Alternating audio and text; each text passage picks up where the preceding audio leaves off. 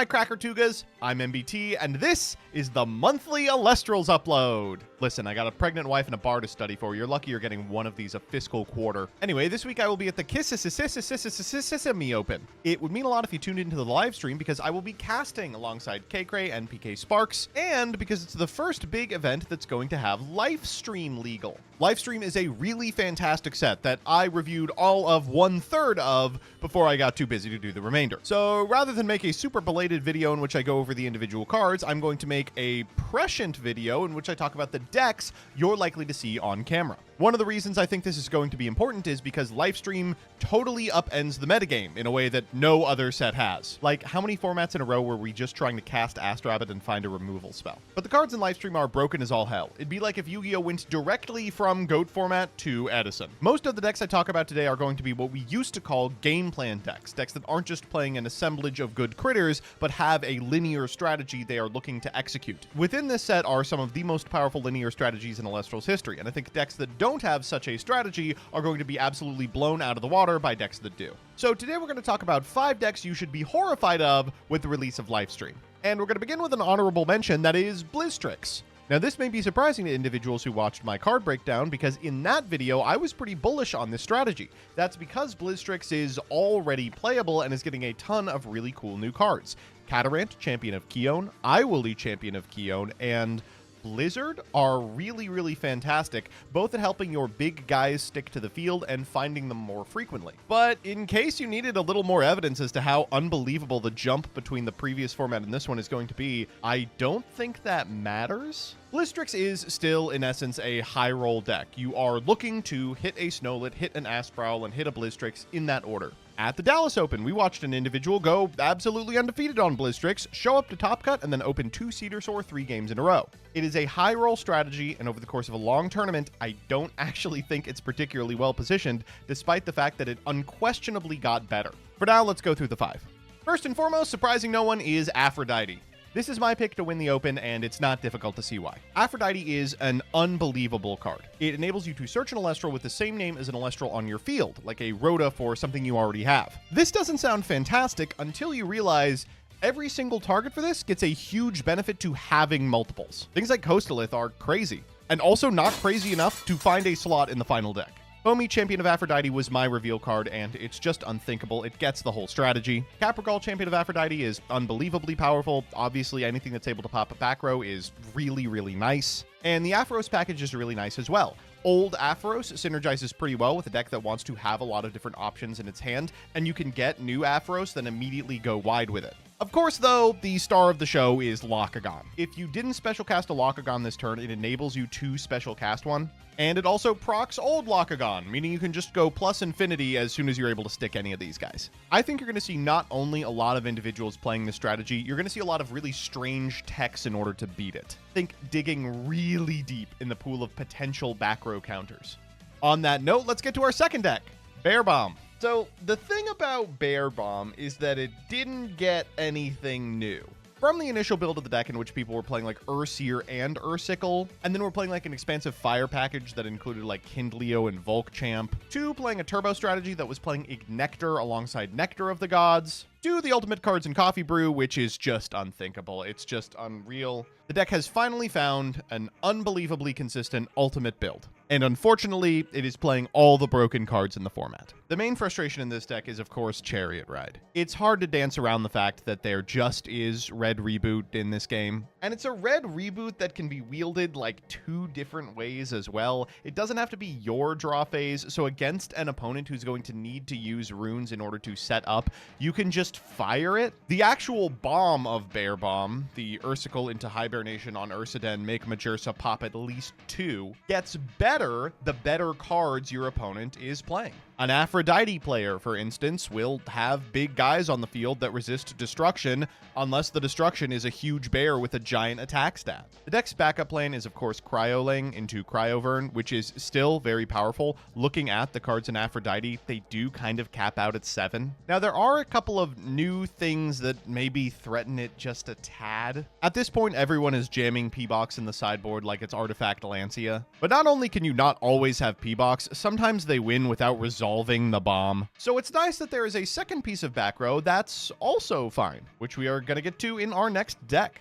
Third up is some fucking Earth deck. I don't really know how to describe this. So I expect there will be a deck that is enabled specifically by Dionysus. Love this purple-haired twink with pronouns, dazed and enraged. The upsell to this deck is that it very much resembles base set Earth, which is, I mean, it's a nice sell for people who played during that period.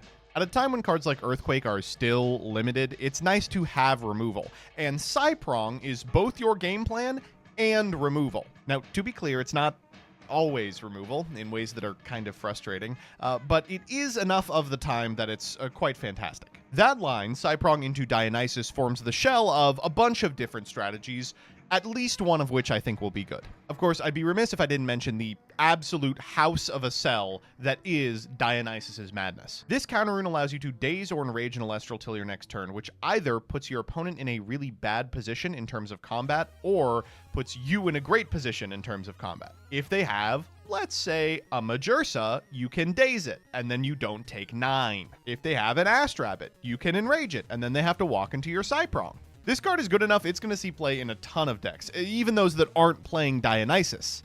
The upsell of playing it in a deck that includes Dionysus, though, is you also get to change the position of an Elestral and can enchant your Dionysus with a Spirit. That makes this card effectively free and can get your opponent into miserable situations that they otherwise would have encountered with like an Altar of Stars, just on steroids. I like this deck a great deal. If there's anything to criticize, it's just it plays a little too close to the ground. The same can't be said for Brontaglow. Now, I mentioned at the start of the video that we haven't had a major event that has Lifestream legal yet, and that is mostly true. This weekend was pre-release weekend. Some of them hosted limited, but some also hosted constructed. Now, I wouldn't put too much stock into the results of those constructed tournaments because the Aphrodite starters took a little longer to arrive to distributors, so very few places actually had them for pre-release weekend. But there was one event that had legal proxies and full Lifestream legality, the Poison Nectar Monthly. We had 35 interested parties, and morning of, 8 people showed up. What is wrong with you? What the fuck? It was a bad weekend to be doing. It's Lifestream pre-release weekend. I mean, all the people who play Elestrals were out playing Elestrals. That said, the winner of that event was Brontaglow, and I think their list is really cool. We're going to do a TSD on it this week, so I don't want to belabor the point much, but it looks like the natural evolution of the Thunder Nexus deck that clashers like Distant Coder have been seeing a lot of success with. You know, in a situation where people are loading all the way up on Divine Runes, it pays to be able to play Thunderstorm. The gist of this deck is that it plays old Fungalow and new Brontaglow. New Brontaglow domes your opponent for like 1 trillion. It's this incredible burn spell. But you also heal for 1 million in the process because Thunderstorm's Supercell makes it so that every single cast you just refund that cast. As a result, you can get really wide really quick. But what to spend all that extra spirit on? Well, have you read the new Ampup? New Ampup allows you to expend a Thunder and discard an Ampup in order to special ascend into Lycavolt from your hand or deck. And because this Ampup has a title, it can be found off old Ampup, which is just Thunder Dragon. It's a 1-card combo that's like super available at all times. It's almost exactly like Morfrost. And while Lycavolt isn't like crazy, it is a hand rip. I think that's pretty good. This is also a deck that can get pretty shnasty with Chariot Ride. Like, you have these big explosive turns where you make Brontaglow and heal for 1 million and hit your opponent for 1 million, and you rip a card out of their hand, so even if they have like a Shield of Achilles, it's like they're so down that, you know, bouncing your Brontaglow isn't going to do a whole lot. I think we're going to see people playing this deck for sure. I mean, it's the deck I'm the most interested in, definitely. And finally, I think the last deck that I am excited about is some fucking Lunar thing. I'm being like crazy specific here, huh? Firstly, Rise from the Shadows is a fucking unbelievable card. At the pre-release, this was the #1 thing that people wanted by a large margin. And #2 is that Lunar Phase Lunar Eclipse is a lot better than it reads. I played against a deck in finals of my pre-release that was doing this little thing, and it seemed really powerful. The gist is you cast Werepup and then use Werepup to find either full moon or lunar eclipse. Because lunar eclipse counts as full moon on chain, I am pretty sure you can then ascend from Werepup into Lycavoid. Now, obviously, Lycavoid's been nerfed, but you don't have to get new Lycavoid. You can get old Lycavoid. My opponent was playing old Lycavoid under the assumption that it like dealt piercing, but I don't think it does the turn you cast Eclipse because I think it only counts as full moon on chain. Regardless, you also play Full Moon in this deck, so you can wield it as either like a combat trick or like a way to blank an opponent's counter rune. And the effect of Lunar Eclipse is not nothing, it's Thunderstorm. Also in this deck, you can consider playing cards like Artemis, which make new Like a Void really powerful, but also enable you to play really powerful Elestrals like New Spectaris, like Comalis, and then targets for Comalis. That could be Posthumous, that could be Pharaohgeist. At that point, you're already in Solar, so why not throw a Kothmel into the deck? You've got a brew going. And while it's not the Night Venom Necrolith brew I wish it was, it is playing good cards instead. So there you have it. Those are the decks I'm interested in seeing this upcoming Lifestream format. Are you playing something different? Do you think something different might be powerful? If so, let me know in the comment section below, and I'll see you at Kiss me to see if you're right. Bye-bye. Good night.